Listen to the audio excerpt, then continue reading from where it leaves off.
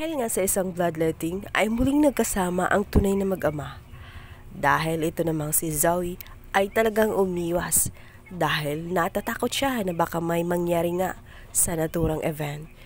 Umiwas ito at nagkunwaring may mas lalakaring importante. Narangan man siya nito ni Moira dahil sinabi nito na mahihirapan lang daw siya sapagkat hindi naman daw kagaya dati na may mga naaalala pa siya. Balit hindi nga siya nagpapigil sapagkat desidido din siya dahil nais din niya makatulong sa kapwa.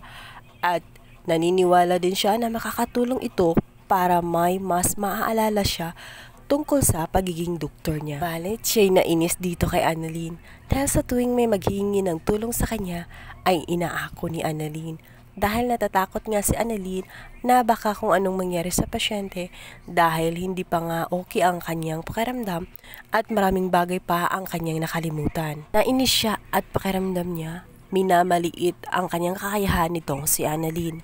Subalit sumagot nga itong si Annalyn na hindi naman ganun ang kanyang motibo kundi pinoprotektahan lamang niya ang pasyente. At dito naman nag-offer siya na kung gusto niya talagang magkuha ng dugo ay siya na lang daw ang gawing sample. Wag na lang daw yung pasyenteng iba. Subalit bigla itong nagtampo, nag-walkout nga agad ito. Dito naman sinabi ni Nurse Karen na bakit na lang daw hindi suportahan nitong si Dr. Tanyag.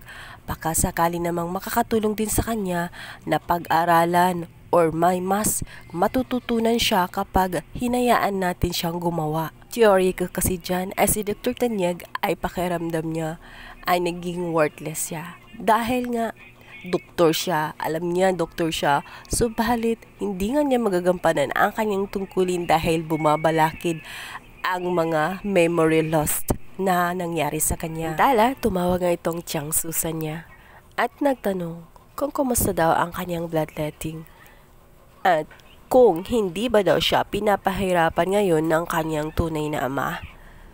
Kaya namang ikinuwento ni Annalyn na wala namang naging problema sa kanilang dalawa ni Dr. Tanyag at isa pa wala din daw doon si Moira at si Zoe kaya tahimik ang nagiging bloodletting nila dahil walang nanggugulo. Agad namang ikinuwento ito ni Chang Susan dito nga kay Lynette ang pagtawag niya dito kay Annalyn. Sinabi nga niya na baka nga daw magkaayos nga daw itong mag-ama lalong-lalo na't wala doon ang bruhang si Zoe at si Moira na laging humaharang sa kanilang dalawa.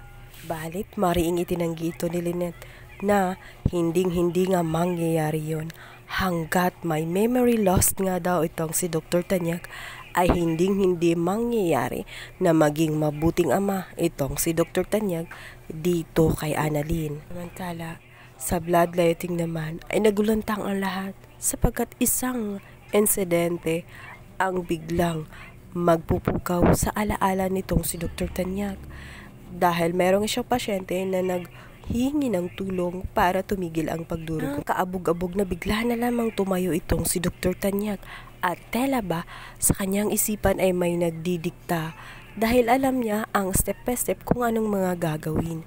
Nagulantang ang lahat maging sila Nurse Karen dahil hindi nila sukat akalain na makakaya niyang gawin ulit ang mga yun. Aaring nakatulong nga ang kanyang pagdalo sa bloodletting at ang pagsali niya sa BLS training dahil kahit papaano ay naaalala niya ang mga bagay-bagay kahit pa konti-konti lang. At masayang-masaya si Annalyn para sa kanyang ama. Nangyaris nga ito na may pag-asa pa talagang bumalik ang kanyang mga natutulog na alaala.